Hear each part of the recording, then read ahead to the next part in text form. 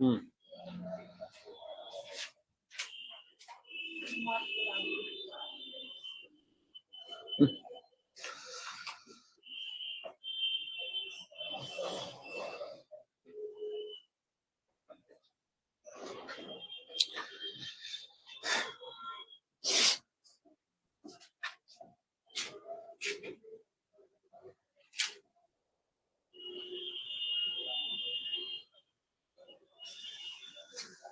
हाँ, कुमारी सिमरन, विवेक, वंदना, प्रभा कीर्ति, अंकिता, अजय कुमार, विवेक तिवारी, अमीषा, सुप्रिया मिश्रा और जो सोनम सिंह, जो लोग भी बच्चे हैं बेटा गुड मॉर्निंग।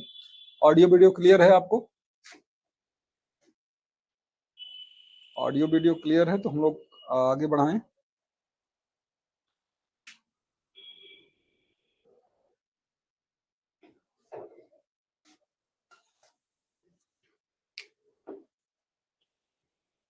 गुड मॉर्निंग बेटा। ऑडियो वीडियो क्लियर है ना? आवाज तो जा रही है ना आप लोगों को? ठीक है, चलिए।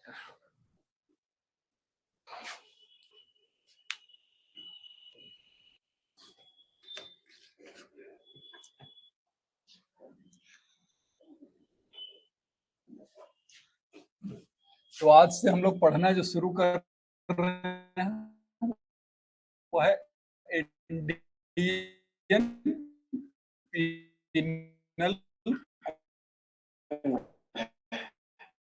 62। जितनी लॉ हम लोग पढ़ते हैं ना, जो मेजर लॉ है उसमें सबसे पुरानी यही है, सबसे पुराना यही है। तो इसके बारे में थोड़ा हम पहले नहीं बाद में समझेंगे, क्योंकि इंडियन पीनल कोड जो बात करता है मतलब आईपीसी यानी भारतीय दंड संहिता। सबसे पहले समझते हैं कि ये आईपीसी है क्या चीज, यानी ये पीनल का क्या मतलब होता है। इसका मतलब है दंड, और दंड हमेशा किसमें दिए जाते हैं? ऑफेंस के लिए दिया जाता है। जब हम कोई अपराध करते हैं तब हमको दंड दिया जाता है। इसका मतलब ये विधि किस प्रकार की होगी जिसमें हम ये पढ़ेंगे? ये क्रिमिनल लॉ, क्रिमिनल लॉ, अपराध विधि हो, है ना? अपराध विधि से संबंधित है। हम तो ये पढ़े हैं कि क्रिमिनल लॉ भी है और सिविल लॉ भी होती है। ऐसा पढ़ा है ना सब लोगों ने कि क्रिमिनल लॉ भी होती है और सिविल लॉ भी होती है। हम पता कैसे लगाएंगे कि कौन सी लॉ क्रिमिनल है और कौन सी लॉ सिविल है? ये भी तो पता होना चाहिए ना हमको, कि हमारा कौन सा एक्ट जो होगा वो सिविल होगा और कौन सा एक्ट क्रिमिनल हो जाएगा। और बहुत सी बातें इस क्लास के अंतर्गत हम लोग देखेंगे, जैसे क्राइम क्या है, ऑफेंस क्या है, इलीगल क्या है, अनलॉफुल क्या है, सब चीजों पर चर्चा करेंगे हम लोग। ठीक है, तो शुरुआत करते हैं अभी कि आखिर हमारा कोई एक्ट अपराध है कि सिविल रॉन्ग है, ये कैसे पता चले। सबसे पहली बात कि अगर मैं पूछूं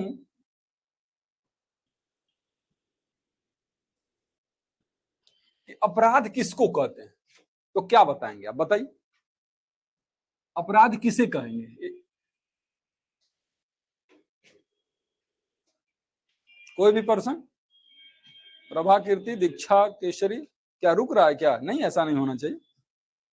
रानू बताइए, विवेक तिवारी।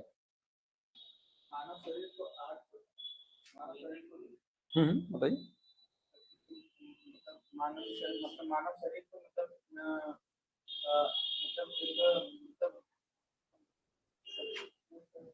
ठीक है, कोशिश की है, बहुत अच्छा है। बताइए कृष्णकांत, ऑफेंस क्या है?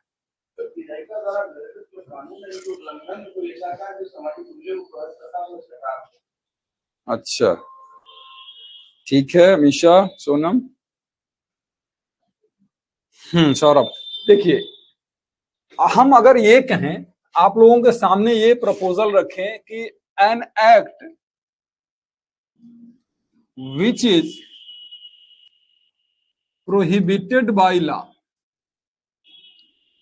प्रोहिबिटेड बाय लॉ यानी विधि द्वारा निषिद्ध कार्य अपराध है, क्या ये सही है? An act which is prohibited by law माने एक विधि द्वारा निषिद्ध कार्य, विधि द्वारा प्रतिषिद्ध कार्य अपराध की श्रेणी में आता है। ये बात सही है? ये सही नहीं है, पूरी तरीके से ये बात सही नहीं है। ये बात आधी सही है आधी गलत है। ये सही हो भी सकती है, सही नहीं भी हो सकती। क्यों ऐसा है? क्योंकि प्रोहिबिटेड एक्ट जो है ना, या फॉरबिडन बाय लॉ भी प्रयोग किया जाता है ना, an act which is forbidden by law. तो फॉरबिडन हो चाहे प्रोहिबिटेड हो, ऐसे एक्ट ऑफेंस ही हो जाएंगे, जरूरी नहीं।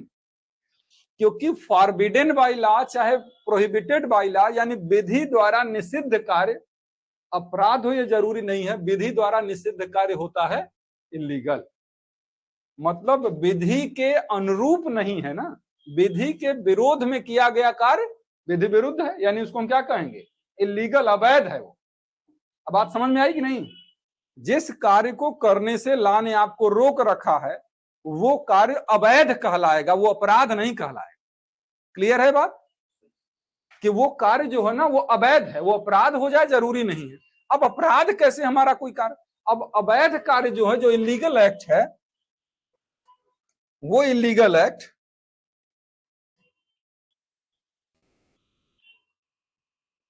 वो क्या कहलाया? इलीगल कहलाया। अब ये इलीगल जो है कैसे पता चलेगा कि अपराध है? क्योंकि अगर किसी विधि के विरोध में कोई कार्य है तो वो मामला सिविल लॉ के अंतर्गत भी आएगा। यानी अवैध का मतलब जो विधि के अनुसार ना हो, जो विधि के उल्लंघन में हो। तो विधियां तो सिविल में भी है और क्रिमिनल में भी है। तो सिविल लॉ और अवैध ये हो जाएगा क्रिमिनल लॉ।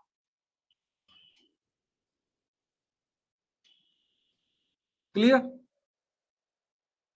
मतलब चांस है कि वो अवैध कार्य सिविल के अंतर्गत भी आ सकता है और क्रिमिनल के अंतर्गत। अब हम ये देखेंगे कि उस कार्य से प्रभावित कौन हो रहा है।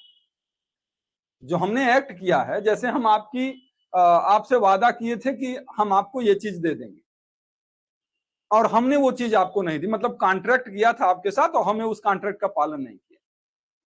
तो हमारे इस एक्ट से कौन प्रभावित हो रहा है? सिर्फ और सिर्फ आप, और कोई, किसी को इससे कोई फर्क नहीं पड़ता।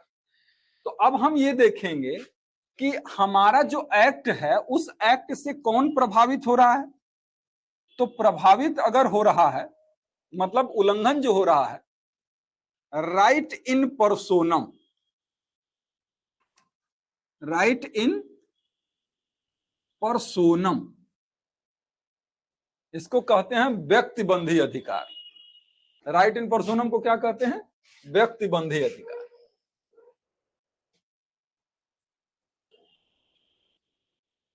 इसको हम कहते हैं राइट इन रेम।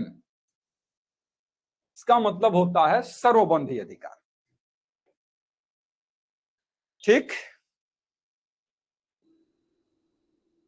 तो अब देखिए कैसे मामला, हमारा जो अवैध कार्य है, जो विधि के विरोध में किया गया कार्य है, उससे प्रभावित कौन होता है, इसके आधार पर हम तय कर लेंगे कि आखिर वो क्रिमिनल के अंतर्गत आएगा कि सिविल के अंतर्गत आएगा। जब हमारे राइट इन पर्सोनम का, यानी हमारे व्यक्तिगत अधिकारों का उल्लंघन होगा तो वो मामला आएगा सिविल में, और सर्वबंधी अधिकारों का उल्लंघन होगा ये तो वो आएगा क्रिमिनल में। सर्वबंधी अधिकार मतलब संसार के प्रति हो, ठीक है ना? सर्वबंधी का ये मतलब है ना, संसार के प्रति। मतलब अगर किसी पर्सन के एक्ट से पूरी सोसाइटी इफेक्ट होती है, इसका प्रभाव समाज पर पड़ता है, केवल व्यक्ति पर ही नहीं पड़ता, तो वो एक्ट आता है किस लॉ के अंतर्गत?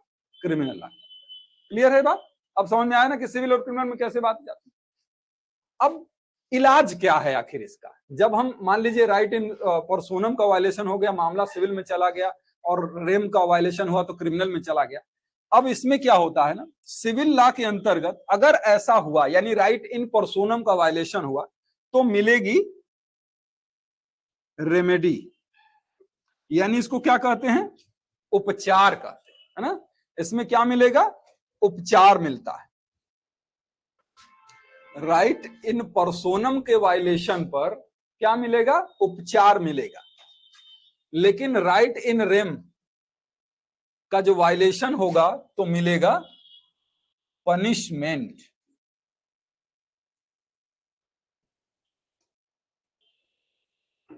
पनिशमेंट यानी इसको कहते हैं दंड मिलेगा। तो ये एक बड़ा अंतर है सिविल और क्रिमिनल मामले में कि सिविल मामलों में पनिशमेंट नहीं मिलता, सिविल मामलों में मिलती है रेमेडी, और क्रिमिनल मामलों में क्या मिलता है? पनिशमेंट। अब इसको अगर हम समझें कि अपराध क्या है, जो हमने यहां पर जो डिफिनेशन कही थी गलत है। अपराध की क्या डिफिनेशन होगी? An act which is punishable by law, that is offence. एक कार्य जो विधि द्वारा दंडनीय बना दिया गया है वो अपराध का है ना। विधि द्वारा निषिद्ध कार्य जरूरी नहीं कि अपराध हो, वो तो सिविल रंग भी हो सकता है। Ritika good morning, Mayank good morning. तो ये इसके अंतर्गत आ गया। अब हम देखते हैं रेमेडी में मिलता क्या है। पैरासीटामॉल, बहुत बढ़िया। तो ये रेमेडी में क्या होगा? रेमेडी में मिलेगा कंपनसेशन, इसको कहते हैं क्षति पूर्ति। इसमें मिलेगा इंजंक्शन, इसको कहते हैं व्यादेश, और इसमें मिलेगा स्पेसिफिक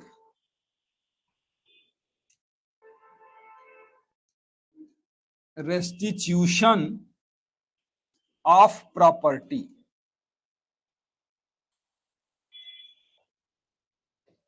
ये है इसमें। इसको हिंदी में कहते हैं क्षतिपूर्ति। रेमेडी मतलब उपचार में क्या मिलेगा? क्षतिपूर्ति मिलेगी। इंजंक्शन को कहते हैं व्यादेश मिलेगा, और संपत्ति की विनिर्दिष्ट वापसी, ये ऑप्शन है। सिविल लॉ के अंतर्गत रेमेडी में ये सारी चीजें मिलेगी।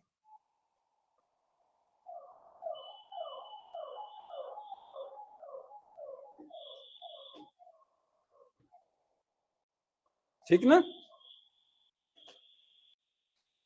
अब कंपनसेशन क्या है? कंपनसेशन की मेरा इतने पैसे का तुम नुकसान कर दिए, हमको उतना पैसा हर्जाना दे दो। इंजंक्शन का मतलब हमको पैसा नहीं चाहिए, तुम्हारे क्रियाकलाप से हमको जो असुविधा हो रही है उसके लिए न्यायालय आदेश दे दे कि ये ऐसा करें अथवा ऐसा न करें। जैसे है ना कि इंजंक्शन का मतलब है कि हम लोग पढ़ाई कर रहे हैं और हमारे पढ़ाई करने की वजह से बगल में कोई व्यक्ति चैन से सो नहीं पा रहा, तो अब वो क्या करेगा? वो कोर्ट जाएगा और कोर्ट से कहेगा कि आदेश कर दीजिए कि ये लोग शांति से रहें, हल्ला गुल्ला न करें। ये है क्या? इंजंक्शन है ये, है ना, कि हम लोगों को न्यायालय आदेश दे कि हम लोग ऐसा न करें, तो ये है इंजंक्शन। तो ऐसे इसके लिए हो सकता है आदेश। स्पेसिफिक रेस्टिट्यूशन ऑफ प्रॉपर्टी का मतलब है जनरली सिविल सूट किसके लिए होंगे? ले दे के प्रॉपर्टी इन्वॉल्व रहती है, मोस्टली मामलों में प्रॉपर्टी इन्वॉल्व रहेगी। तो प्रॉपर्टी जब इन्वॉल्व रहती है तो यह है कि हमारी प्रॉपर्टी, हमारा हक, हमारा अधिकार अगर आपके पास है तो कह देगा कोर्ट कि आप इसको वापस करिए। जैसे मान लीजिए हमने अपना घोड़ा दिया हुआ था आपको, लेकिन आप वापस ही नहीं कर रहे हैं, तो हम कोर्ट से जाएंगे तो कहेंगे ना कि चलिए हमको घोड़े का पैसा नहीं दे रहे हैं तो कम से कम हमारा घोड़ा ही वापस कर दें, तो हमारी जो संपत्ति है वो हमको वापस कर दी जाए। तो ये रिलीफ, ये रेमेडी जो है सिविल लॉ के अंतर्गत। अपराध में पनिशमेंट जब होगा तो क्या मिलेगा? पनिशमेंट मिलेगा। और ये पनिशमेंट क्या है? पनिशमेंट के लिए कई ऑप्शन है। 5 प्रकार के पनिशमेंट मिलते हैं। कहां में बताया गया है? सेक्शन 53 आईपीसी का खोल के देखेंगे तो उसमें लिखा होगा 5 प्रकार के पनिशमेंट है। एक होगा डेथ सेंटेंस, एक होगा लाइफ इम्प्रिजनमेंट, एक होगा इम्प्रिजनमेंट, एक होगा फाइन, और एक होगा फॉरफेचर ऑफ प्रॉपर्टी। ठीक है ना। एक मृत्यु दंड हो गया, एक हो गया आजीवन कारावास, उसके बाद क्या हो गया? मृत्यु हो गया, आजीवन कारावास हो गया, फिर उसके बाद हो गया कारावास, और उसके बाद जुर्माना, और उसके बाद संपत्ति की जब्ती।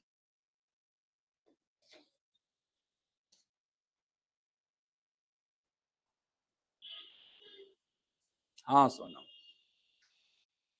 ठीक ना। तो ये 5 प्रकार के दंड में से जैसा हो मामले की परिस्थितियों के अनुसार देता है। ये जो इम्प्रिजनमेंट होता है ना, ये 2 प्रकार का होता है, एक होता है कठोर और एक होता है सादा। तो ये 5 प्रकार के दंड हो सकते हैं। फांसी की सजा हो सकती है, आजीवन कारावास हो सकता है किसी भी व्यक्ति को, कारावास हो सकता है। कारावास 2 प्रकार का है, एक साधारण कारावास और एक होता है कठोर कारावास। एक है जुर्माना और एक है फॉरफीचर ऑफ प्रॉपर्टी, यानी संपत्ति को ही जब्त करना। एक और प्रकार का दंड हुआ करता था जो 1949 में हटा दिया गया, काला पानी, यानी इसको हम कहते थे लाइफ ट्रांसपोर्टेशन, यानी आजीवन निर्वासन की सजा थी। इसी को ठेठ भाषा में काला पानी कहा जाता था। किसी व्यक्ति को भेज दिया जाता था, ऐसी जगह ले जाकर छोड़ दिया जाता था जहां कुछ था ही नहीं, मतलब चारों तरफ से समुद्र से घिरा हुआ हो। सेलुलर जेल वगैरह है, क्या है वो, ठीक ना। तो ये क्रिमिनल और सिविल का हो गया। अब आगे बढ़ते हैं थोड़ा सा इसी पर। हमने यहां पर जो सिविल लॉ वाला मैटर देख रहे थे, सिविल इधर ही लिखे थे ना। अब इस सिविल लॉ के अंतर्गत भी 2 प्रकार की लॉ होती है। सिविल के अंतर्गत भी 2 प्रकार की लॉ होगी। एक को हम कहते हैं सब्सटेंटिव लॉ,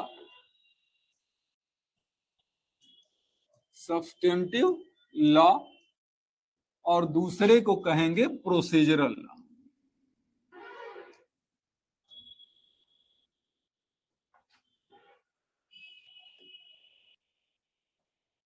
सब्सटेंटिव लॉ और प्रोसीजरल लॉ, इसका मतलब है कि एक मौलिक विधि है और एक प्रक्रियात्मक विधि। एक मौलिक है और एक प्रक्रियात्मक है। क्या क्रिमिनल में भी ऐसा है? बिल्कुल ऐसी ही बात है। एक मौलिक विधि होगी और एक प्रक्रियात्मक होगी।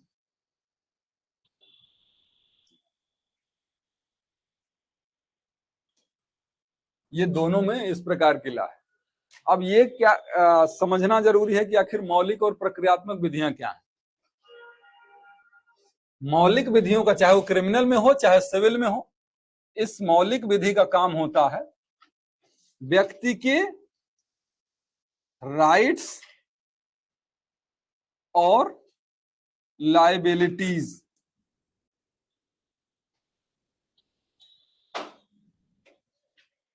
और ये एक दूसरे के क्या हैं, पूरक हैं।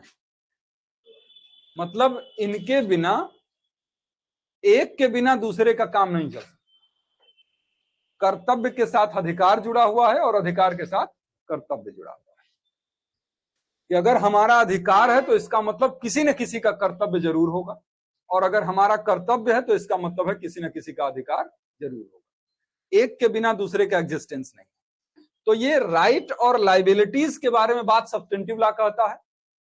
और राइट की, जैसे अगर हम एग्जांपल ले लें कि हमारा कोई राइट वायलेट हो गया, हमने शुरू में ही कहा था ना, तो राइट के वायलेशन पर हम रिलीफ तक कैसे पहुंचे, ये बात बताएगी प्रोसीजरल लॉ। समझ में आई बात है? हमारे अधिकार का उल्लंघन हो गया, तो उल्लंघन हो जाने से हमको वो चीज मिल तो नहीं गई, उल्लंघन हो जाने से हमको रिलीफ पाने तक का जो सफर है, वो सफर हमको कैसे तय करना है, ये बताएगी प्रोसीजरल लॉ। मतलब यही हम नहीं कर रहे हैं, इसी में हर सिविल लॉ का प्रोसीजरल है। जैसे सिविल में प्रोसीजरल लॉ सीपीसी आप लोग सुने होंगे ना, सिविल प्रोसीजर कोड, उसी तरीके से इसमें भी प्रोसीजरल में सीआरपीसी, क्रिमिनल प्रोसीजरल कोड। अब जैसे मान लीजिए क्रिमिनल लॉ में आपने चोरी पढ़ा, तो चोरी को सेक्शन 378 में बता दिया गया कि अगर एक व्यक्ति दूसरे व्यक्ति के कब्जे में से कोई मूवेबल प्रॉपर्टी उसके कंसेंट के बिना डिसऑनेस्ट इंटेंशन से ले लेता, तो वो क्या कहलाएगा, थेफ्ट, और उसके लिए 3 साल तक की सजा हो सकती है। किसी ने एक व्यक्ति की जेब में से कोई कीमती सामान उसका निकाल लिया, 3 साल की सजा मिल गई नहीं ना। अब इसी के बाद आएगा प्रोसीजरल लॉ कि क्या ये बात सही है कि हमारी कंसेंट के बिना हमारा सामान आप ले लिए। सब्सटेंटिव लॉ ने बता दिया कि ये काम कौन सा, किस नाम से जाना जाएगा, चोरी के नाम से जाना जाएगा। उसमें सजा कितनी मिलेगी, 3 वर्ष। अच्छा रुको बताते हैं। अब इसके बाद आप थाने में जाके इसकी रिपोर्ट लिखाएंगे, या ग्राम प्रधान के पास जाएंगे, या गुंडों को बुलवाएंगे, आप कोर्ट जाएंगे, क्या करेंगे, यही बात बताएगी प्रोसीजरल लॉ। अब आप कोर्ट जाएंगे तो कोर्ट क्या क्या कदम उठाएगा आपको रिलीफ देने के लिए, पुलिस के पास जाएंगे तो क्या कदम उठाएगा, ये सारी प्रोसीजर आपको प्रोसीजर लॉ में मिलेगी। नाम सही लग रहा है ना, प्रोसीजरल लॉ, यानी प्रक्रिया बताने वाली। तो अब बताइए कि अगर ये खाली होता, आईपीसी कह देता कि जो भी चोरी करेगा उसको 3 साल की सजा हो, मिल पाता रिलीफ? नहीं ना। तो इसीलिए ये एक दूसरे के पूरक हैं, प्रोसीजरल और सब्स्टेंटिव, और एक के बिना दूसरे का एग्जिस्टेंस का कोई महत्व नहीं है। अब बात क्लियर हुई कि सिविल मामला कैसा होता है और क्रिमिनल मामला कैसा होता है। ठीक है, हाँ जेनी, ठीक। तो सिविल और क्रिमिनल मामले कैसे बटे, है ना। शुरू में हम लोगों ने डिस्कस करना शुरू किया था, यहां से डिस्कस करना शुरू किया था। हाँ, यहां से डिस्कस करना शुरू किया था कि जो विधि द्वारा प्रोहिबिटेड एक्ट होता है वो इलीगल कहलाता है, अवैध कहलाता है, और वो सिविल में भी हो सकता है और वो क्रिमिनल में भी हो सकता है। सिविल कब है? जब किसी के व्यक्तिगत अधिकारों का उल्लंघन होता है तो सिविल में, और जब समाज के विरुद्ध कार्य होता है, राष्ट्र के विरुद्ध कार्य होता है, स्टेट के विरुद्ध कार्य होता है, तो क्रिमिनल में आता है। क्रिमिनल चूंकि ज्यादा गंभीर गलत कार्य है और इसलिए इसमें मिलता है पनिशमेंट। सिविल भी गलत काम है लेकिन उतना गलत काम नहीं है जितना, हाँ, इसलिए इसमें दंड नहीं मिलता है, उसमें जो नुकसान हुआ है उसकी भरपाई की जाती है। ठीक है ना। अब आगे बढ़ते हैं। तो फिर हमने देखा कि दोनों तरफ से दोनों, हाँ, सब्स्टेंटिव प्रोसीजरल दोनों में होंगे, क्योंकि दोनों में कुछ विधियां हैं जो ये बताएंगी कि आपको करना क्या है और क्या नहीं करना। और अगर मान लीजिए वैसा नहीं किए आप, या आपके विरुद्ध उस किसी ने ऐसा नहीं किया, तब आप क्या प्रोसीजर अपनाएंगे। दोनों में अपनी अपनी प्रोसीजर ला बनाएंगे। तो ये है इसके संबंध में सिविल और क्रिमिनल का कैसे क्लासिफिकेशन होता है। तो अब ऑफेंस की डिफिनीशन क्या हुई सागर? अब अपराध की परिभाषा क्या बताएंगे आप?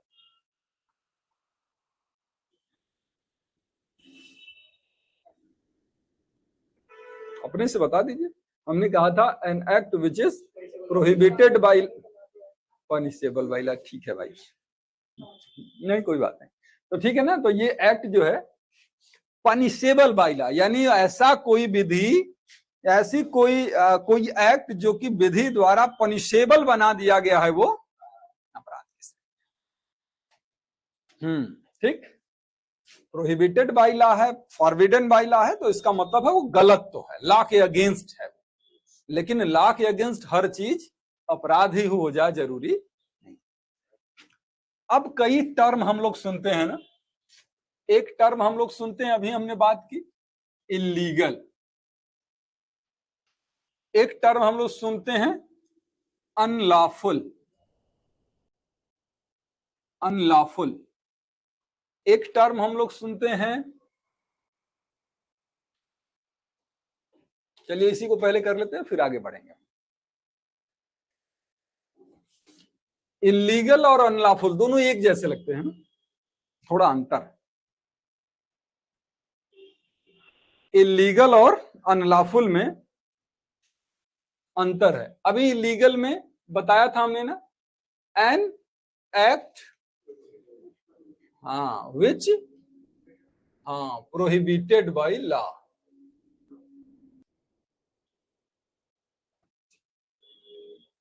मतलब विधि द्वारा निषिद्ध, कहीं कहीं फॉरबिडन बाय लॉ रहेगा तो उसको अलग मत समझ जाइए।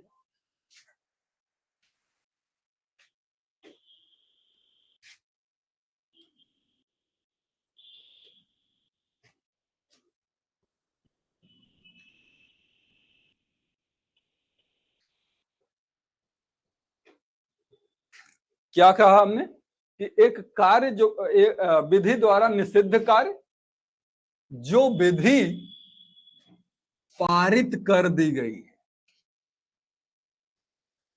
जो विधि पारित कर दी गई है, वो क्या कराएगा? इलीगल। यानी लॉ ने स्पेशली जब मना कर रखा है कि आपको ऐसा काम नहीं करना, अब फिर भी आप ऐसा करते हैं तो वो क्या कहलाएगा? इलीगल। कि विधि एक्सप्रेसली मना करती है और फिर भी आप करते हैं तो वो हो जाता है illegal. An act which is not authorized by law.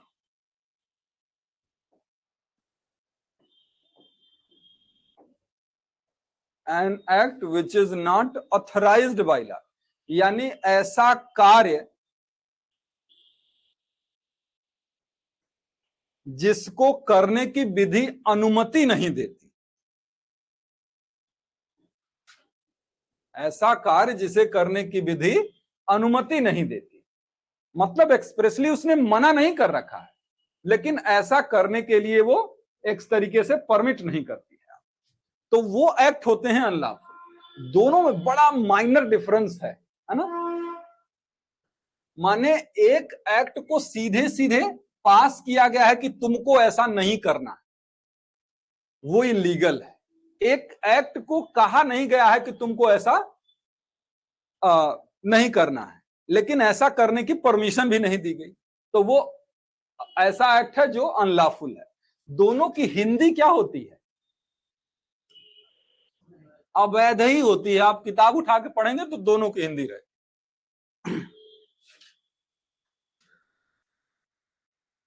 अब देखिए एग्जाम्पल से इसको समझते हैं। जैसे इलीगल का मतलब है कि विधि के विरुद्ध। जैसे आप पढ़े होंगे ना, बाजी का करार जानते हैं क्या है?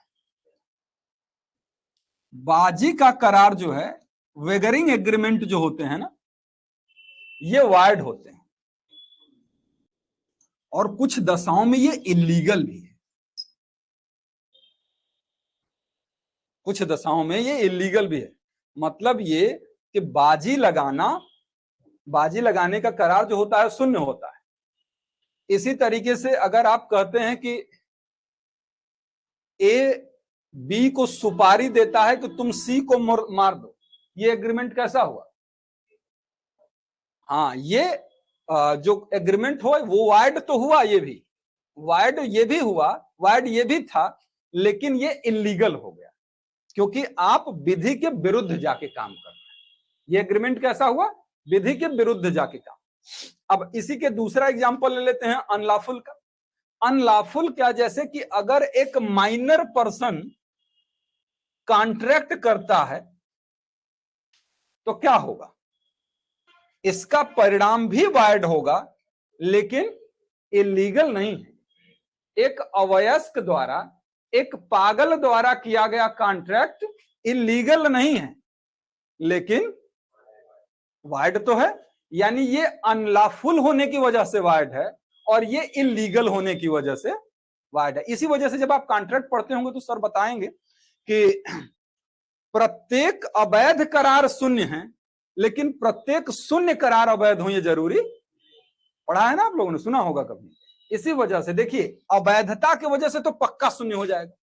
जो विधि के विरुद्ध है वो तो शून्य हो जाएगा, लेकिन जो शून्य है क्या सब अवैध है? नहीं, कुछ अनलॉफुल भी है। यानी क्या कहते हैं, कोई व्यक्ति एज कंप्लीट न होने की वजह से कर देता है, चाहे कोई पागल है इसके लिए कर देता है, तो वो कॉन्ट्रैक्ट भी शून्य होते हैं, लेकिन वो अवैध नहीं होते।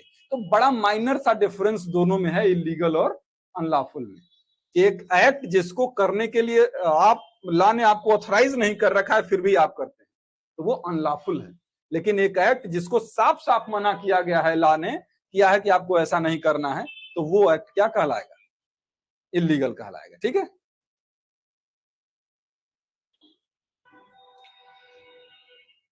अब एक शब्द आता है ना हम लोगों के दिमाग में, एक शब्द पढ़ते हैं हम लोग ऑफेंस,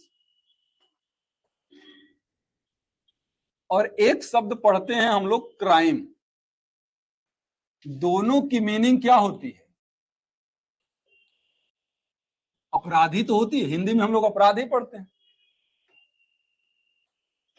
है भी सही। ऑफेंस और क्राइम दोनों अपराधी। अब कहां क्राइम यूज होता है और कहां ऑफेंस यूज होता है?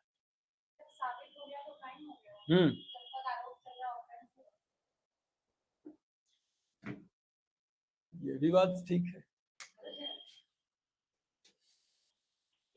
अब पता नहीं, लेकिन ऐसी डिफिनीशन में पहली बार सुन रहा हूं। ऐसा होता है ना कि XYZ has committed this crime, he or she is punishable by now, जब साबित हो जाता है तभी crime शब्द का इस्तेमाल करते हैं। जब तक साबित नहीं होना offense word ही यूज किया जाता है। नहीं, ऐसा नहीं है, भले यूज करते हैं लेकिन कोई टर्म ठीक नहीं है। क्राइम को परिभाषित क्राइम ऑफेंस को सब सीआरपीसी के धारा 2 डब्ल्यू ये सर किसमें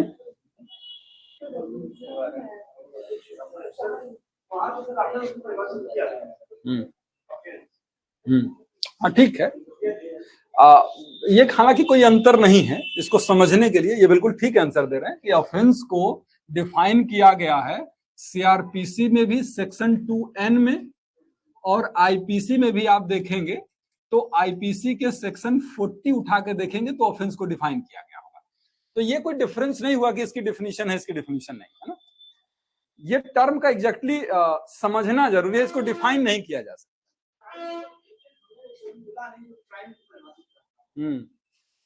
क्राइम को परिभाषित किया ही नहीं जा सकता, ऑफेंस को परिभाषित किया। अब देखिए इनमें अंतर क्या है कि कब हम ऑफेंस करते हैं और दोनों हैं एक ही चीज। जब पार्टिकुलरली किसी को हम की पहचान निर्दिष्ट किए बिना किसी ऑफेंस की बात करते हैं वो क्राइम कहलाता है। हम अभी बताएंगे, जब हम पार्टिकुलरली किसी को निर्दिष्ट किए बिना किसी इलीगल एक्ट की बात करते हैं, वो अगर इसमें अंतर आता है तो वो क्राइम कहलाता है। जैसे क्राइम हो गया, पता चला कि कौन सा क्राइम हुआ है, चोरी हो गई, ये पता चल रहा है ना कि कौन सा बात हुआ। क्राइम एक बहुत बड़ा टर्म है, उसमें सब कुछ आता है, लेकिन जब हम उस क्राइम के अंतर्गत पार्टिकुलरली किसी क्राइम की बात करते हैं ना तो उसको कोई ना कोई नाम दिया गया है। अब आप समझ रहे हैं, चोरी क्राइम नहीं है कि चोरी का क्राइम हो गया, ऐसा नहीं कहते हैं, चोरी का ऑफेंस हो जाता है, समझे ना। तो क्राइम एक बहुत बड़ा टर्म है और उसके अंतर्गत कोई पार्टिकुलरली तमाम प्रकार के ऑफेंस आते हैं।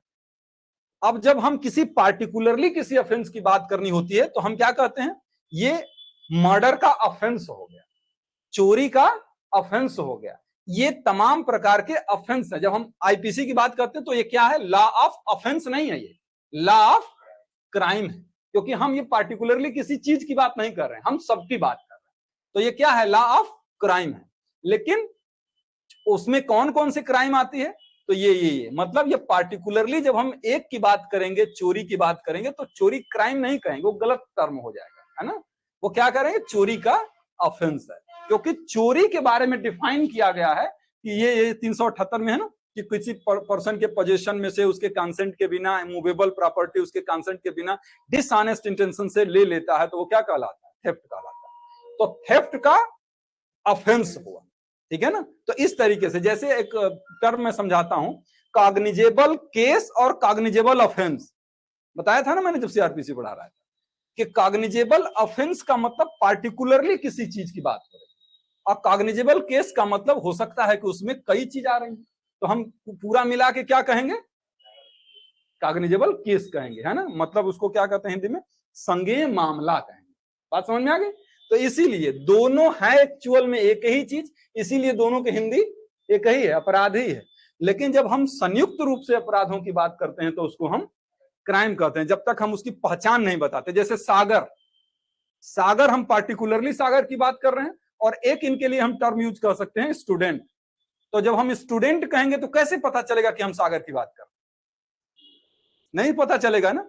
तो जब हम सागर का नाम लेंगे तो पता चलेगा कि अच्छा ये इस स्टूडेंट की बात हो रही है। समझ में आई बात में। तो इसीलिए इस वो ऑफेंस शब्द जो है ना, वो एक गलत कार्य की विशेषता बताता है, ठीक है ना। तो ये इसी टर्म में ये यूज होते हैं, बाकी दोनों की मीनिंग एग्जैक्टली सेम ही है, उसमें कोई अंतर नहीं।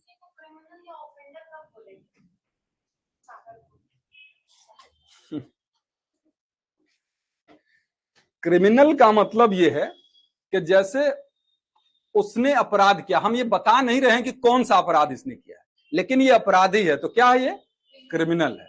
जब हम पार्टिकुलरली ये बताना चाहेंगे कि किस चीज का अपराधी है, तो अब हम ऑफेंडर यूज करेंगे, जैसे ऑफेंडर ऑफ मर्डर, है ना। तो इस तरीके से होता है लॉ के टर्म में, ये चीजें थोड़ी थोड़ी एक दूसरे से पता नहीं चलता कि कौन सा क्राइम हुआ हम्म। ऐसा भी एक्यूज्ड और एक्कम्प्लिस के बारे में मैंने बताया है, मैं फिर से बता देता हूं। Presumption of innocence criminal law में लागू होता है। प्रत्येक व्यक्ति में के बारे में निर्दोषिता की उपधारणा की जाती है कि जब तक अपराध साबित न हो जाए तब तक कोई व्यक्ति अपराधी नहीं है, उसको हम अपराधी नहीं निर्दोष मान लीजिए। एक्यूज इसीलिए शब्द प्रयोग किया जाता है कि उस पर एलिगेशन लगाया गया है अपराध का, और तब तक हम उसको अपराधी नहीं कह सकते जब तक वो एलिगेशन प्रूफ ना हो। तो अब इसमें एक्यूज्ड और वो चीज तो हमको कनेक्ट नहीं, क्रिमिनल नहीं बोल सकते, नहीं, क्रिमिनल व्यवहार में लोग बोल देते हैं कि क्रिमिनल है वो सब, है ना। तो क्रिमिनल का मतलब ये नहीं है ना कि जब कहते जनरली तब हैं जब हम ये जानते हैं कि उसने बहुत सारे अपराध किए।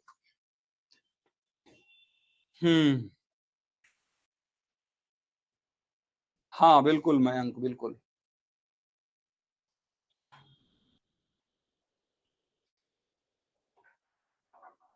देखिए कमेंट बॉक्स में बहुत सारी डिफिनीशन क्राइम की आ गई। ब्लैक स्टोन भी रहते तो कुएं में कूद के जान दे देते। चलिए आगे बढ़ते हैं। ये हो गया ना। इसके बाद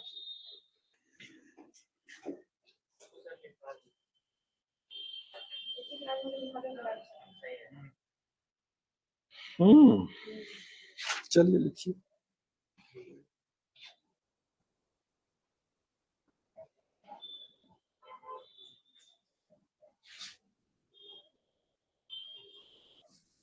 कौन सी चीज से शुरुआत करें?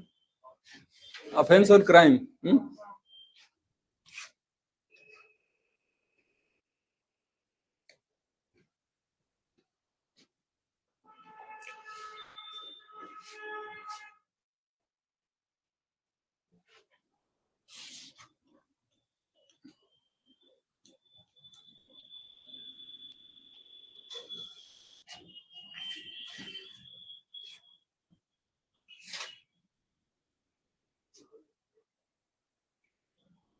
जब किसी पार्टिकुलर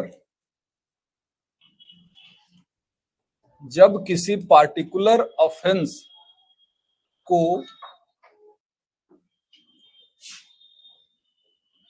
डायरेक्ट किए बिना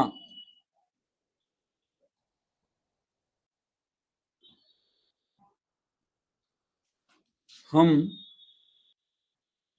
अपराध के संबंध में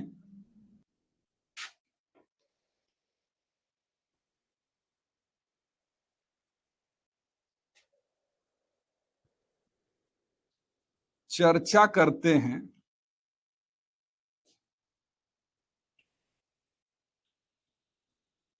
तब यह विधि की भाषा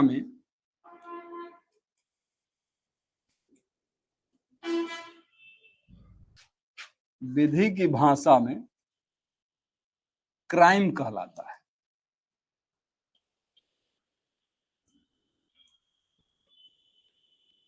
ठीक है ना, यही बताए थे ना कि पार्टिकुलरली किसी ऑफेंस को हमने पहचान नहीं बताई और फिर भी हम अपराध की बात कर रहे हैं, तो वो हम उसको क्या कहते हैं?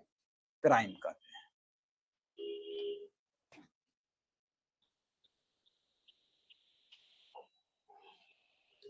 ऑफेंस क्या है? जब किसी कार्य को किसी धारा के अंतर्गत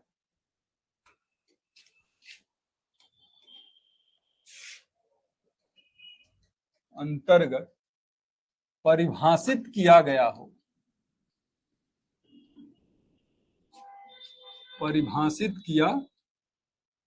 हो,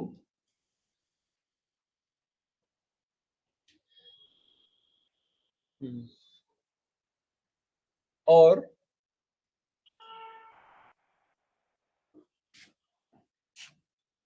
जब पार्टिकुलर उसी ऑफेंस के बारे में चर्चा हो तब उसे ऑफेंस कहते हैं।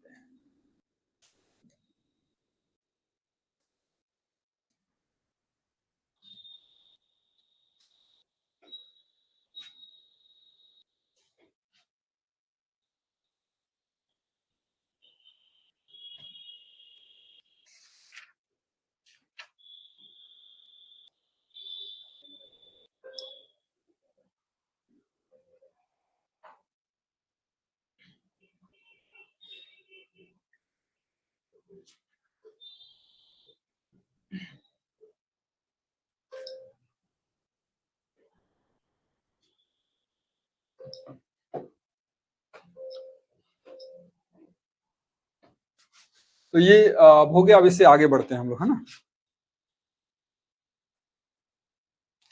इसके आगे बढ़ेंगे तो चलिए अब आईपीसी के बारे में इंट्रोडक्शन देख लेते हैं। Indian Penal Code law of crime, मतलब हम पार्टिकुलरली किसी एक की बात नहीं कर रहे हैं, हम बात कर रहे हैं सबके, जितने भी विधित इसके अंतर्गत अपराध घोषित किए गए हैं, यानी परिभाषित किए गए हैं, हम उसी की बात कर रहे हैं। तो अब लॉ ऑफ क्राइम है, यानी इंडियन पीनल कोड के बारे में अगर हम कहें, इंडियन पीनल कोड। नीरज तुम मत घबराना, क्योंकि ये सब बहुत अब जो पढ़े हुए अब वो बहुत काम का होगा। काम का तो वो भी था, लेकिन चूंकि अभी बिल्कुल इस फील्ड में आपकी नॉलेज नहीं है, इसलिए वो सब बातें एकदम ऊपर से चली जाने वाली। यहां से बात आपके काम की शुरू हो रही है, इसको रटना है।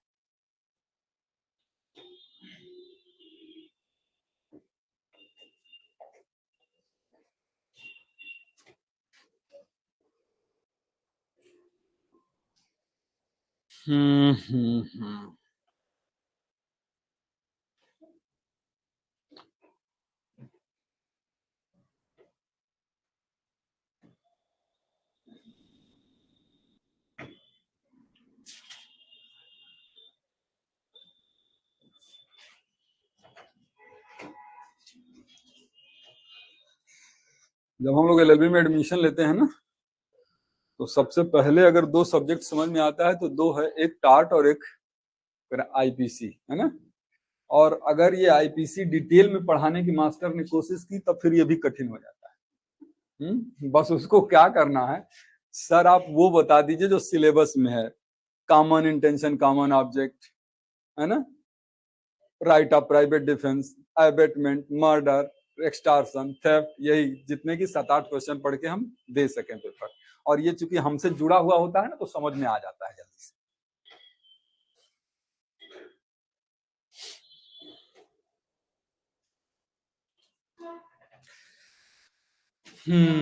आगे बढ़े बच्चों।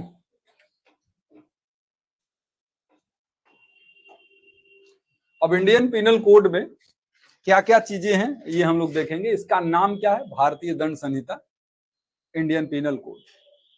इसका एक्ट नंबर देखेंगे ना, एक्ट नंबर क्या है, very good, 45 of 1860। Act number 45 कहीं भी देखते हैं, जब आईपीसी की बात लिख रहे थे तो सिर्फ आईपीसी नहीं लिख देता है, वो ब्रैकेट में एक्ट नंबर भी लिखा रहता है, 45 ऑफ 1860। अब इसमें हम देखेंगे तो टोटल चैप्टर जो हैं, टोटल चैप्टर जो होंगे वो होंगे 23। इससे ज्यादा, अरे कम सेक्शन थे सीआरपीसी में, 37 चैप्टर थे, लेकिन इसमें 23 ही चैप्टर हैं, जबकि सेक्शन 511 है। इसकी इनैक्टमेंट डेट क्या है, इनैक्टमेंट डेट क्या है,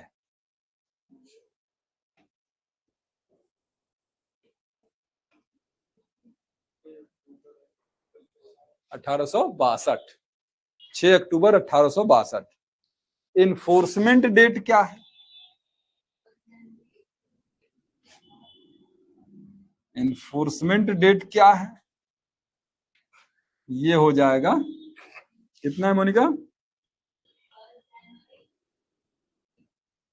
1862। तुम पीछे ही बैठो क्योंकि बहुत एनर्जी में दिख रही हो आज। हाँ? किस चीज में?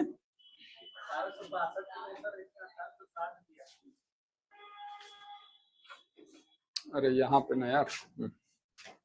ओ कोई बात नहीं, यहाँ पे होगा ना। हम इन्फोर्समेंट डेट से बाद इनएक्टमेंट डेट रख दे रहे हैं। तो ये सारी डेट है इसके संबंध में। क्या करा, एक्ट नंबर क्या होता है, चैप्टर 23 है। इनएक्टमेंट डेट और इन्फोर्समेंट डेट क्या है? इनएक्टमेंट डेट वो डेट होता है जिस डेट को कोई एक्ट जो है वो उसके संबंध में अंतिम प्राधिकारी अपनी सहमति देता है। वो अंतिम प्राधिकारी कौन है? अब जो है राष्ट्रपति हैं, तब गवर्नर जनरल हुआ करते थे, है ना। तो ये इनएक्टमेंट डेट का मतलब है इसके पारित होने की तिथि, पारित होने की तिथि होती है। इस डेट को पारित, जैसे राष्ट्रपति ने अपनी मुहर लगाई कि ठीक है ये बड़ा बढ़िया है, आप लोगों ने बना दिया, तो ये 6 अक्टूबर है। इन्फोर्समेंट डेट का मतलब होता है लागू होने की तिथि।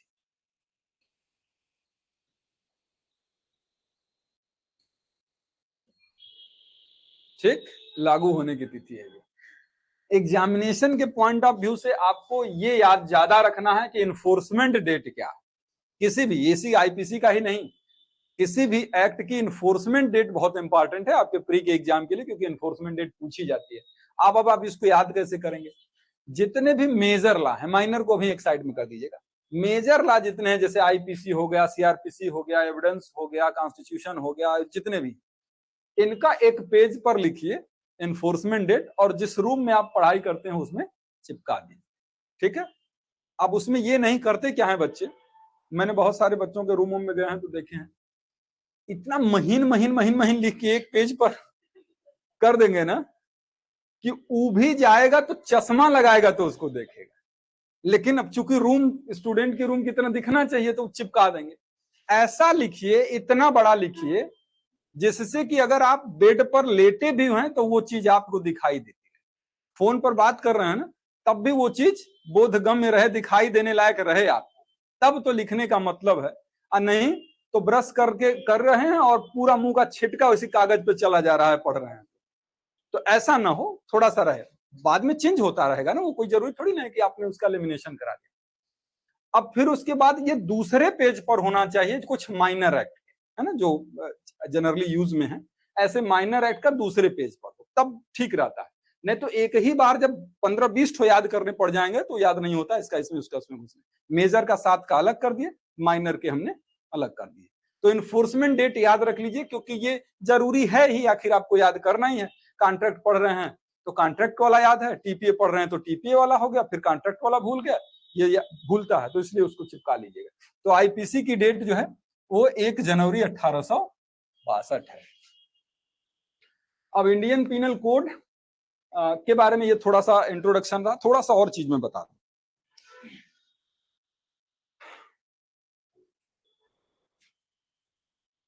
इसको ड्राफ्ट करने का काम किसने किया था?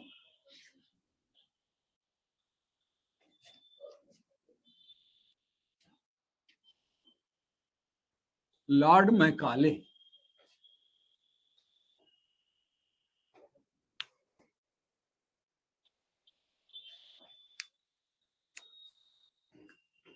लॉर्ड मैकाले, लॉर्ड मैकाले ने किया था। और ये जो है वो first law commission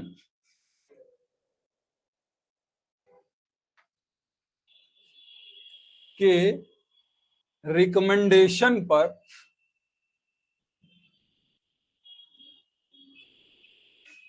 first law commission के रिकमेंडेशन पर ड्राफ्ट किया गया था, यानी बनाया गया था। और उसी के ये भाई साहब चेयरमैन थे, लॉर्ड मैकाले।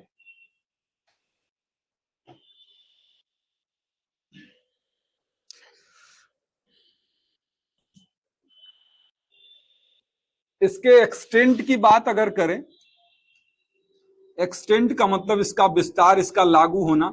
इसका टेरिटोरियल एक्सटेंट क्या होगा, यानी क्षेत्रिक विस्तार क्या होगा, ये किन क्षेत्रों पर लागू होगा, तो ये होगा होल ऑफ इंडिया।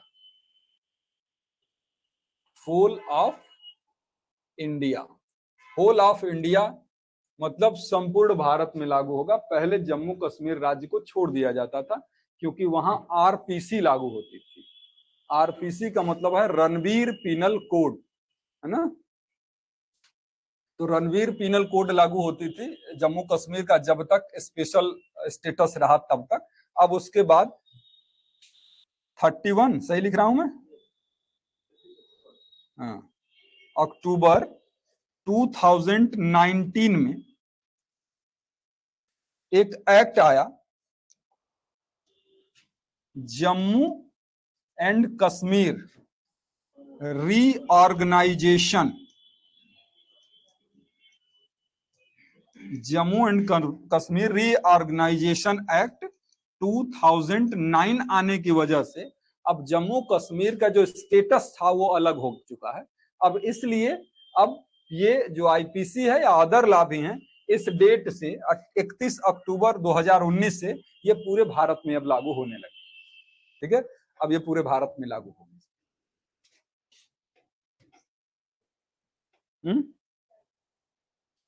अच्छा, हाँ,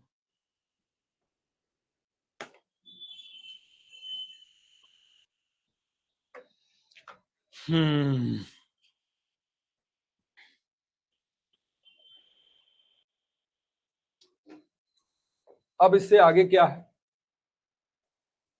इंडियन पीनल कोड जो है ना, उसके संबंध में उल्लेख देखिए, आप देखेंगे ना कि कॉन्स्टिट्यूशन का जो 7th शेड्यूल है, 7th शेड्यूल जिसको हम 7वीं अनुसूची कहते हैं, जीएस में भी आप लोग पढ़ते हैं, चाहे संविधान का आर्टिकल 246 है, ये दोनों ही लगभग एक जैसी बात करते हैं, है ना। 7वीं अनुसूची क्या,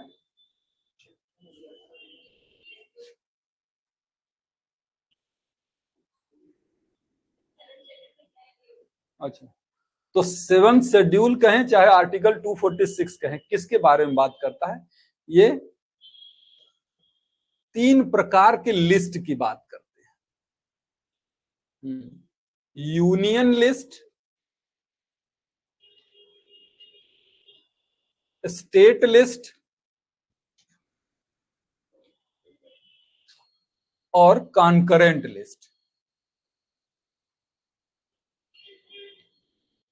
कॉन्करेंट लिस्ट, ठीक है, ये 3 प्रकार के लिस्ट की बात करता है। दोनों मिला के यही चर्चा करते हैं कि ये 3 प्रकार के लिस्ट हो गए। लिस्ट क्या है, हर लिस्ट में आप जानते हैं कि यहाँ फेडरल कॉन्स्टिट्यूशन है, हमारा भारत का संविधान। तो जब वो फेडरल कॉन्स्टिट्यूशन है तो इसका मतलब है यहाँ मूल उसकी विशेषता होती है कि शक्तियों का विभाजन रहता है, शक्तियों का पृथक्करण रहता है। मतलब स्टेट गवर्नमेंट की अपनी अलग पावर, सेंट्रल गवर्नमेंट की अपनी अलग पावर, एग्जीक्यूटिव अलग, जुडिशियरी अलग, सब अलग अलग है। तो अब इसी पर्पज के लिए कि इस बात में झगड़ा ना हो जाए, अब सबका काम अलग अलग बांट दिया गया। यूनियन लिस्ट का मतलब उसमें जितने भी विषय हों, उस विषय पर लॉ बनाने की जो पावर होगी, एक्सक्लूसिव पावर जो होगी, वो पार्लियामेंट के पास होगी, पार्लियामेंट के पास होगी। अब यही अगर हम स्टेट लिस्ट पर आए तो स्टेट लेजिस्लेचर के पास होगी।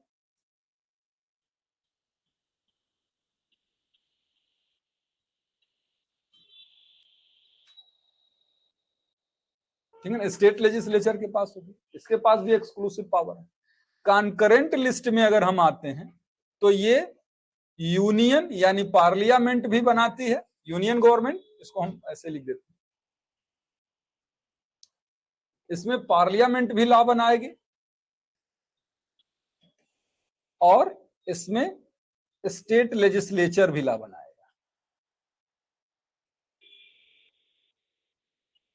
है ना, संसद भी विधि बना सकती है और ये भी बना सकती है। समस्या ये वहां पर आती है कि जब दोनों में कंट्राडिक्शन होने लगता है सेम सब्जेक्ट मैटर पर। अब जैसे राष्ट्र के लिए जो चीजें जितनी जरूरी हैं, किसी राज्य के लिए जो चीज जितनी जरूरी है, वो उसके इंपॉर्टेंस के आधार पर उनको उस लिस्ट में रखा गया है। तो यूनियन लिस्ट में जो सब्जेक्ट हैं उस पर केवल पार्लियामेंट लॉ बनाएगी। स्टेट लिस्ट में जितने भी विषय होंगे उन पर स्टेट ही बनाएगी, फिर यूनियन नहीं बनाएगी। कॉन्करेंट लिस्ट मतलब कुछ साझा विषय रखे जिन पर आप भी बना सकते हैं और जिन पर वो भी बना सकते हैं, क्योंकि जरूरी है, दोनों के लिए बड़ा जरूरी है। तो ऐसी स्थिति में किसी एक को ये पावर नहीं दी जा सकती, उसे क्या किया गया, कॉन्करेंट लिस्ट में रख दिया गया। तो कॉन्करेंट लिस्ट पर जो लॉ बनाने का काम है वो पार्लियामेंट भी करती है और स्टेट लेजिस्लेचर भी करती है। अब अगर एक ही बात पर दोनों अलग अलग बात करने लगते हैं, तब वहां स्वाभाविक सी बात है कि पार्लियामेंट द्वारा बनाई गई लॉ प्रिवेल करने लगे। अब ये जो बात हम आईपीसी की कर रहे हैं वो किस सब्जेक्ट का विषय है?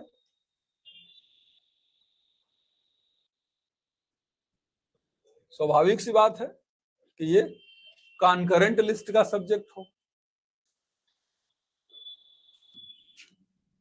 आईपीसी, सीआरपीसी और एविडेंस, ये सब कॉन्करेंट लिस्ट के ही सब्जेक्ट हैं। अच्छा, एक तो बच गया ना,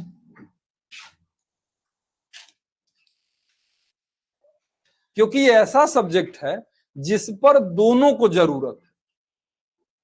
जो ये विधियां हम लोग आईपीसी पढ़ रहे हैं, ये सेंट्रल गवर्नमेंट के पास भी इसके संबंध में पावर है और स्टेट गवर्नमेंट के पास भी पावर है, मतलब पार्लियामेंट और स्टेट लेजिस्लेचर दोनों के पास। अब इसमें अगर मान लीजिए आईपीसी ने यूनियन गवर्नमेंट ने पास की, सीआरपीसी सब तो बनाया तो किसने है, बनाया किसने है इसको, सेंट्रल गवर्नमेंट ने बनाया है ना। अब इस चूंकि ये कॉन्करेंट लिस्ट का सब्जेक्ट है, इसलिए उसमें आप जब कोई सेक्शन उठा के पढ़ेंगे तो लिखा रहता है उत्तर प्रदेश में ये बात, बिहार में ये बात, मध्य प्रदेश में ये, ऐसा उस धारा के नीचे लिखा रहता है। इसका मतलब ये है कि ये जो हम देख रहे हैं वो तो पूरे देश के लिए है, लेकिन पार्टिकुलरली यूपी के लिए अगर हम देखेंगे और उस धारा में लिखा हुआ है कि क्लास नंबर 5 यूपी में लागू नहीं होगा, इसका मतलब यूपी में वो लागू नहीं होगा। बाकी हर जगह रहेगा, पूरे देश के लिए नहीं मिटा सकते। अब किसी सेक्शन में अगर 5 क्लाज हैं और बिहार की सरकार कहती है, बिहार का स्टेट लेजिस्लेचर कहता है कि हमारे यहाँ 5वां क्लाज लागू नहीं होगा, उसने अमेंड कर दिया ना बात को, तो अमेंड कर दिया तो क्या ये सेंट्रल गवर्नमेंट द्वारा बनाई गई लॉ को प्रिवेल कर जाएगा? नहीं करेगा। करेगा तो केवल वो अपने राज्य में करेगा। तो राज्य संशोधन के नाम से उसको जाने जाते हैं कि हर राज्य, अब इसने तो बना दिया ये सारी मेन लॉ, अब हर राज्य अपनी सुविधा अनुसार उसमें कि कौन से प्रोविजन उसके यहाँ लागू होंगे और कौन से प्रोविजन लागू नहीं होंगे, ये अमेंडमेंट रहता है। इसीलिए नीचे लिखा रहता है राज्य संशोधन। तो ये है इसमें।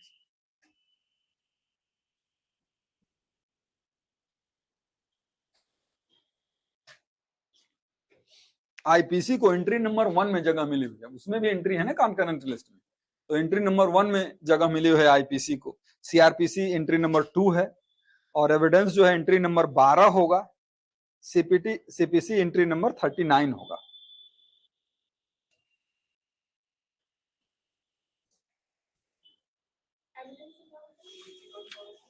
सीपीसी 39 होगा, एविडेंस जो होगा 12 में होगा, 12। तो इतना कठिन सवाल तो कभी पूछा नहीं जाता। एंट्री 1 हो गए, ये एंट्री 2 हो गया, ये एंट्री 39 हो गया, ये एंट्री 12। ठीक ना?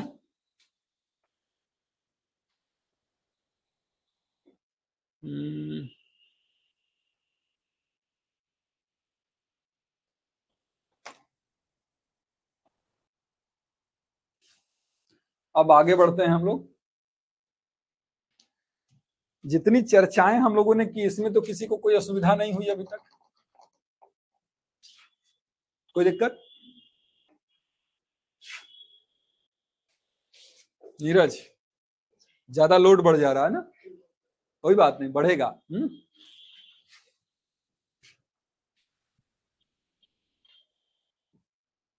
समझ में आना जरूरी है, समझ में आ जाए, याद थोड़े कम भी होंगे, सब कुछ पहली बार में नहीं हो जाता, तो याद कुछ कम भी होंगे तब भी, लेकिन लॉजिक समझ में आनी चाहिए कि इंडियन पीनल कोड, इतनी बात तो समझ में आई कि ये सब्सटेंटिव लॉ है, इतनी भी बात समझ में आ गई होगी कि सब्सटेंटिव लॉ का काम क्या होता है, अधिकार और दायित्वों को निश्चित करना होता है ना। तो सब्सटेंटिव लॉ है, यानी ये अपराधों को परिभाषित करेगी, उसके लिए दंड बता देगी, लेकिन कैसे दंड दिया जाएगा ये बात इसमें नहीं बताई गई, वो इसके लिए सीआरपीसी पढ़ना है। फिर उसके बाद हम लोगों ने ये सारी चीजें हम लोगों ने देख ली है। चलिए आगे बढ़ते हैं। अब हम आईपीसी को थोड़ा सा क्लासिफिकेशन इसका करते हैं।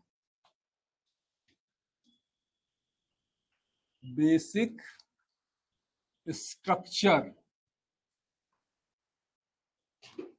Of IPC, basic structure of IPC.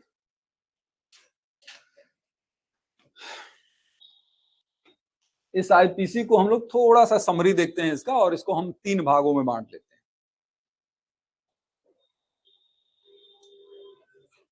इसको हम 3 भाग में बांट लेते हैं। पहला जो है वो है इंट्रोडक्टरी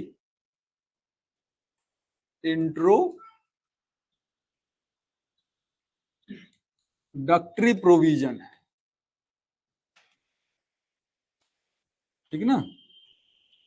इंट्रोडक्टरी को तो आप जानते हैं, इंट्रोडक्टरी का मतलब है इस एक्ट का, इस लॉ का इंट्रोडक्शन बताता है, परिचय बताता है, उसके बारे में चर्चा करेगा, कोई अपराध की बात नहीं करेगा, है ना। ये सिर्फ इंट्रोडक्शन बताए।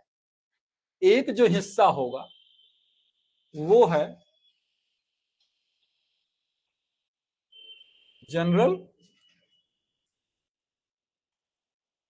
General exceptions. इसको हम क्या कहते हैं, साधारण अपवादों की बात करेंगे। माने एक हिस्सा उसका ये हमने बना दिया कि जिसमें किया गया कोई कार्य अपराध की श्रेणी में आता ही नहीं। हम किसी को जान से मार भी देंगे तब भी कोई अपराध नहीं, यह अपवाद, साधारण अपवाद जिसको हम कहते हैं। और तीसरे हिस्से में आता है पीनल प्रोविजन।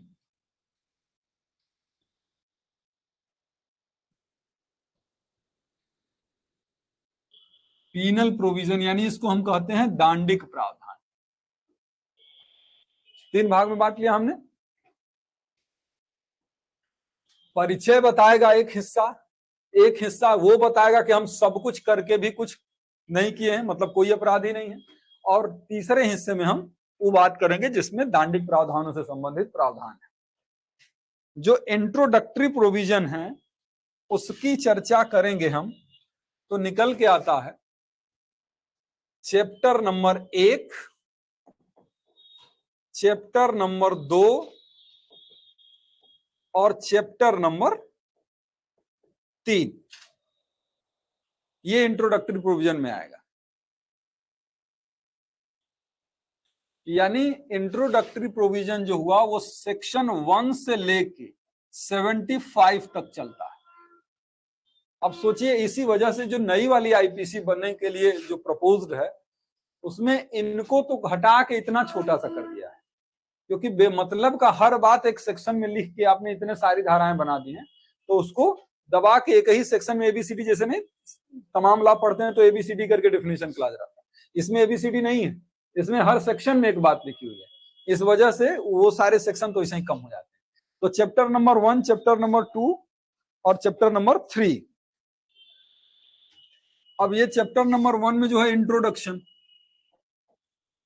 किस चीज का इंट्रोडक्शन है? इंट्रोडक्शन ऑफ द एक्ट, ठीक है ना। एक्ट नहीं, कोड है ना।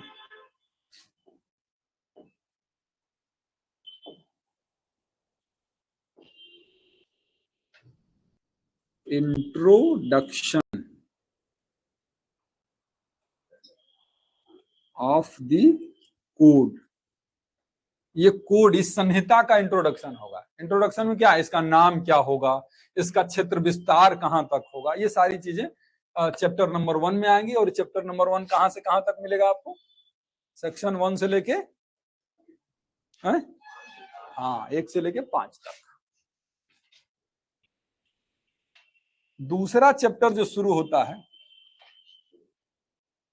चैप्टर नंबर 2, जनरल एक्सप्लेनेशन होगा ना, जनरल एक्सप्लेनेशन। जनरल एक्सप्लेनेशन ये क्या है? जनरल एक्सप्लेनेशन का मतलब यही है परिभाषा खंड, यही है परिभाषा खंड, है ना। तो परिभाषा खंड का मतलब होता है कि इस एक्ट में, इस कोड में जो जो टर्म यूज किए गए हैं उस टर्म को एक्सप्लेन करेगा, यानी उसकी परिभाषा बताएगा, जो परिभाषा खंड है। और ये कहां से कहां तक है? सेक्शन 6 से लेके 52A तक होगा ना। और तीसरे चैप्टर में आएगा पनिशमेंट। पनिशमेंट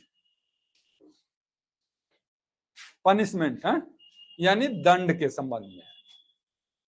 ये कहां से कहां तक होगा? हाँ, 53 से लेके 75 तक।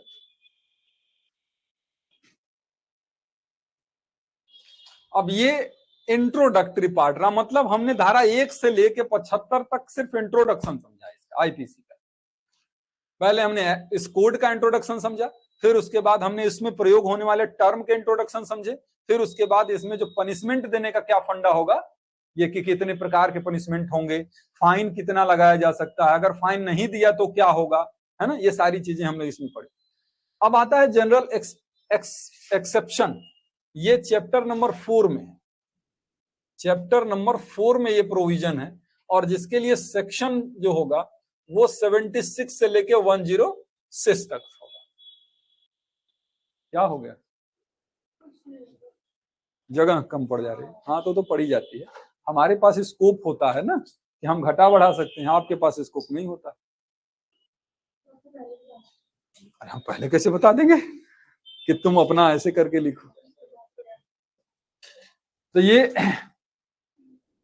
है। और जनरल एक्सेप्शन का मतलब होता है कि इसमें वो परिस्थितियां बताई जाएंगी जिन परिस्थितियों में आप कांड कर भी देंगे लेकिन उसके लिए कोई लायबिलिटी नहीं हो, कोई सजा नहीं। तो ये है, जैसे मिस्टेक ऑफ फैक्ट के अंतर्गत हमने मार दिया। हम कुत्ता समझ रहे थे आदमी था, भूत समझ रहे थे आदमी था, है ना। या फिर हमने अपनी जान बचाने के लिए दूसरे व्यक्ति की जान ले ली, हमने उसका भला करने के लिए उसको मार डाला। तो ये तमाम ऐसी परिस्थितियां हैं जिन परिस्थितियों में कोई कार्य अपराध की श्रेणी में नहीं आता है। अब आते हैं पीनल प्रोविजन पर, यानी दांडिक प्रावधान। स्वाभाविक सी बात है कि 106 तक काम खत्म। अब हम सारा का सारा 100 आगे उससे जो है दांडिक प्रावधानों के बारे में पढ़ें, यानी चैप्टर नंबर, ये दांडिक प्रावधान जो हैं वो चैप्टर नंबर 6 से शुरू होंगे और कहां तक चलेंगे? अरे चैप्टर, हाँ, 5 से चलेंगे और कहां तक चलेंगे? 23 तक। वैसे सेक्शन आप चाहें तो जोड़ सकते हैं कि 107 से शुरू होगा ये और चलेगा 511 तक। ये पीनल प्रोविजन, दांडिक प्रावधान है, इसमें दंड के बारे में बात है। अब नाम ही भाई इसका नाम भारतीय दंड संहिता है, तो दंड की बात तो करेगा ही ना। अब दंड देने का काम ये 2 प्रकार के ऑफेंसेस में करता है। 2 प्रकार के ऑफेंसेस में ये दंड का काम करेगा। एक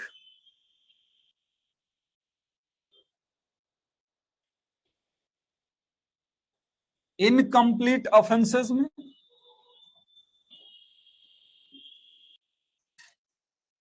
इनकम्प्लीट ऑफेंसेस, इसको हम क्या कहते हैं? अपूर्ण अपराध, है ना। और एक है कंप्लीट ऑफेंसेस। कंप्लीट ऑफेंसेस,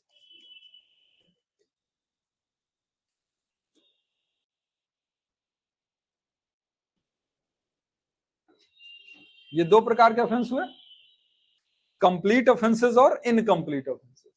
यानी इसको हम कह सकते हैं पूर्ण अपराध और अपूर्ण अपराध, और वो पूर्ण अपराध है।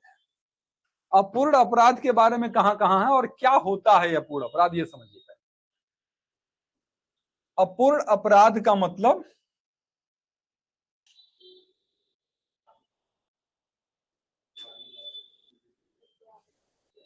अपूर्ण अपराध का मतलब अपूर्ण अपराध का मतलब गए थे जान मारने के लिए, हाथ तोड़ के छोड़ दिया ना, लक्ष्य पूरा नहीं हो पाया, यही होगा ना? हाँ भाई यही सही है। अपूर्ण अपराध का मतलब ये नहीं है कि तोड़ने गए थे हाथ तोड़ के उंगली चले आए। अपूर्ण अपराध का मतलब है अपराध का एक अपना कॉन्सेप्ट है। कॉन्सेप्ट ये है कि अपराध कुछ चीजों से मिलके बनता है, यानी कि उसके स्टेजेस हैं अपराध, और उसमें होता है कि पहले क्या आता है दिमाग में, इंटेंशन, फिर उसके लिए हम करते हैं प्रिपरेशन, फिर होता है अटेम्प्ट, और फिर निकलता है कॉन्सिक्वेंस, है ना? उसी तरीके से एलिमेंट ऑफ क्राइम है। General rule element of crime में आप पढ़ेंगे human being, mens rea, actus reus और कॉन्सिक्वेंस यानी इंजरी। जनरल रूल ये होता है कि जब तक इंजरी ना हो तब तक कोई क्रिमिनल लायबिलिटी नहीं होती, क्योंकि ऑफेंस कंप्लीट नहीं है।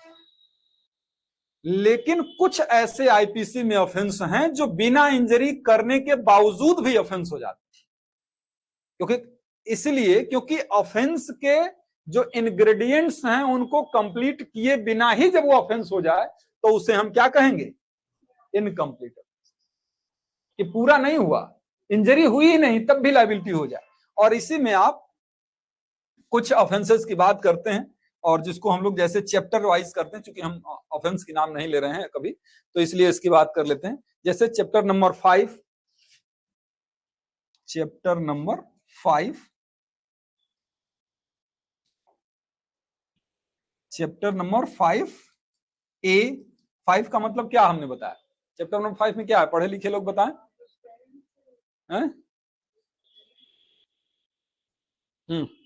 ये 5 में दुष्प्रेरण है, 5A में कॉन्स्पिरेसी, आपराधिक षड्यंत्र है ना। और फिर उसके बाद चैप्टर नंबर 23 क्या है, 23 में क्या है?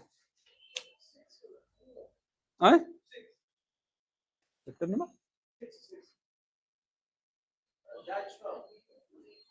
राज्य के विरुद्ध है ना।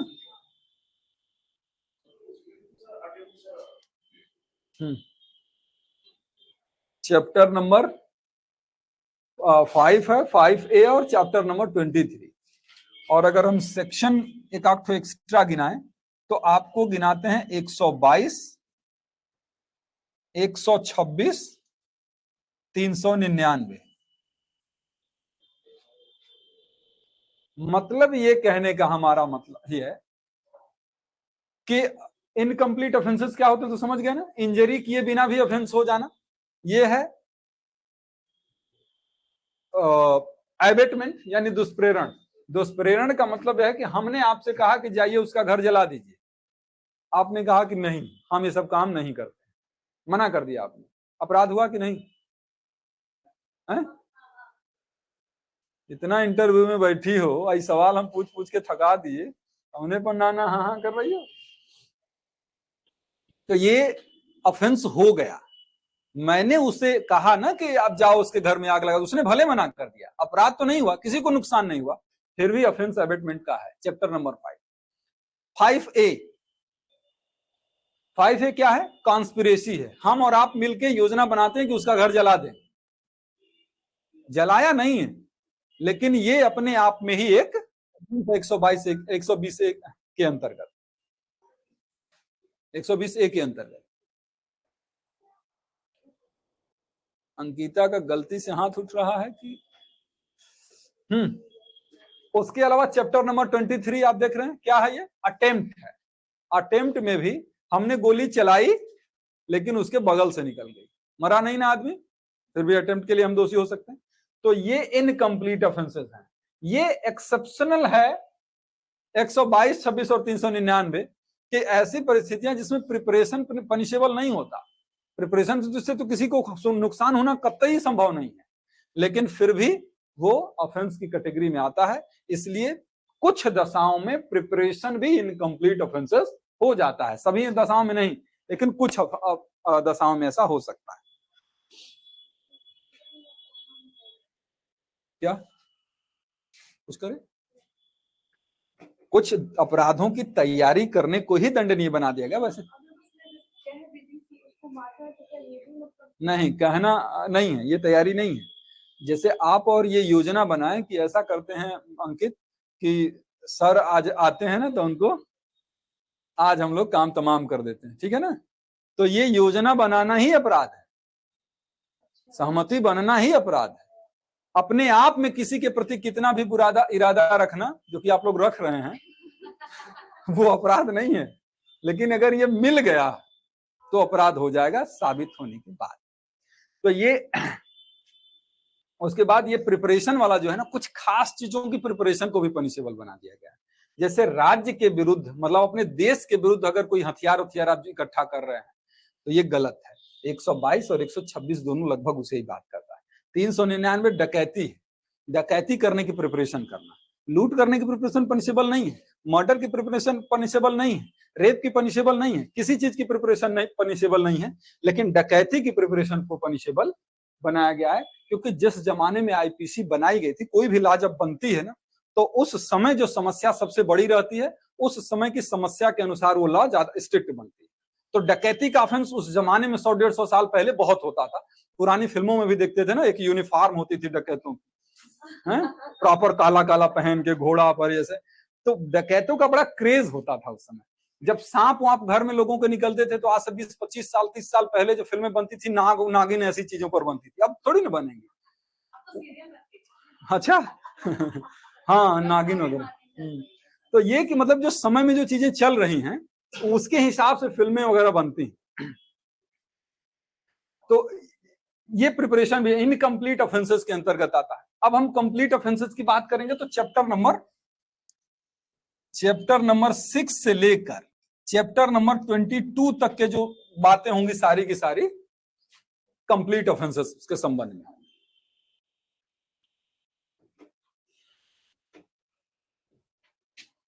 कंप्लीट ऑफेंसेस का मतलब जो ऑफेंस के कंप्लीट करता है, ह्यूमन बीइंग, एक्टस रियस, और ह्यूमन बीइंग मींस रिया, एक्टस रियस और इंजरी भी। अब बस एक चीज और बता दें, इसमें कंप्लीट ऑफेंसेस को भी आईपीसी 2 भागों में बांट देती है।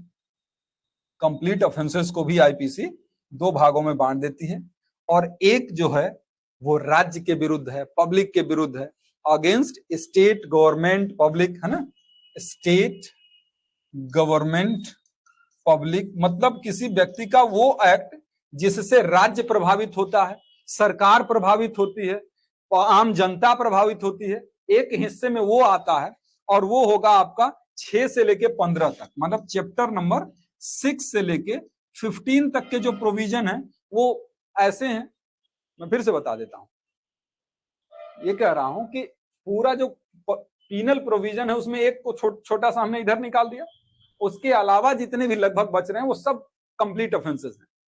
कंप्लीट ऑफेंसेस में भी 2 प्रकार के, एक ऑफेंस ऐसा है जो किसी एक पर्सन को प्रभावित नहीं करता, राज्य को प्रभावित तो ऑफेंस करते ही हैं, लेकिन ये कहता है ना कि सोसाइटी को प्रभावित करता है। जैसे है ना कि राज्य के खिलाफ आप कर रहे हैं, इससे नुकसान किसी व्यक्ति का नहीं हो रहा है, पूरे देश का हो रहा है। गवर्नमेंट के अगेंस्ट कर रहे हैं आप, चाहे कोई ऐसा काम कर रहे हैं जैसे पब्लिक प्रभावित, जैसे पब्लिक न्यूसेंस वगैरह आप लोगों ने कहा। तो 6 से लेके 15 तक के जो प्रोविजन है वो किसी एक इंडिविजुअल को प्रभाव नहीं डालता, वो सोसाइटी को ही प्रभाव केवल डालता है। लेकिन जब हम बात आगे बढ़ाते हैं तो 16 से 22 तक का जो चैप्टर है, 16 से लेके 22 तक का जो चैप्टर है, वो चैप्टर बात करता है किसके लिए? अगेंस्ट प्राइवेट पर्सन है। मतलब ये कि जो प्रभावित करता है वो किसको करता है? किसी इंडिविजुअल को प्रभावित करता है। जैसे चोरी, चोरी राज्य के विरुद्ध अपराध है भले, लेकिन इसका खामियाजा, उसका नुकसान जो है हमको व्यक्तिगत रूप से, मर्डर है, रेप है, रॉबरी है, डकैती है, ये सब क्या है? ये सब ह्यूमन बॉडी को या फिर उसके प्रॉपर्टी को प्रभावित करती है, यानी इंडिविजुअल को प्रभावित करती है। तो 16 से लेके 22 तक के जो प्रोविजन है वो प्रोविजन है अगेंस्ट प्राइवेट पर्सन, यानी प्राइवेट पर्सन व्यक्तिगत रूप से भी वो प्रभावित करता है, राज्य के अगेंस्ट तो है। तो ये है इसके अंतर्गत पूरी आईपीसी। बाकी चैप्टराइजेशन करने के लिए कोई मतलब नहीं है उसमें। इतना एक ड्राफ्ट दिमाग में बना लीजिए कि इसको हमने 3 भाग में बांट दिया। एक इंट्रोडक्शन चलेगा, 175 तक इंट्रोडक्शन है। ये वाला चैप्टर बड़ा इंपॉर्टेंट है जनरल एक्सेप्शन का, कि सब कुछ करने के बावजूद भी हम अच्छे हैं, कोई अपराधी नहीं है। और उसके बाद दांडिक प्रावधान, दंड के संबंध में 2 प्रकार के हैं। एक नुकसान हुए बिना भी दंड दिया जा सकता है कुछ जगहों पर, जिसे हम इनकोएट ऑफेंस कहते हैं, इनकम्प्लीट ऑफेंस कहते हैं। और कंप्लीट ऑफेंसेस का पूरा 6 से लेके पूरा 22 तक चलेगा।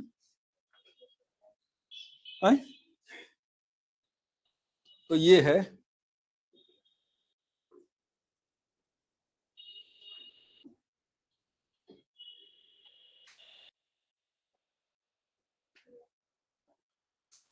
ठीक है बच्चों, तो कोई क्वेश्चन है आपका? मयंक, दीक्षा, विशाल, दीपाली, अमीशा, जेनी, अजय, कोई क्वेश्चन है? नहीं? तो आज यहीं तक फिर बंद किया जाए क्लास। रोहिणी, रितिका, सौरभ, ठीक है फिर तो बाय बाय।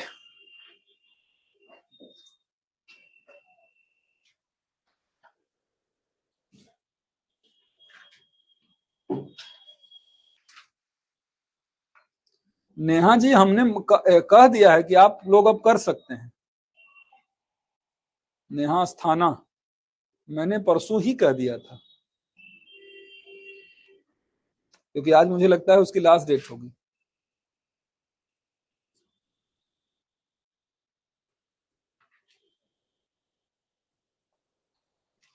कल बेटा इसके आगे होगा, सेम टाइमिंग वगैरह यही रहेगी। कल इसके आगे होगी आईपीसी। आईपीसी खत्म थोड़ी हो गई।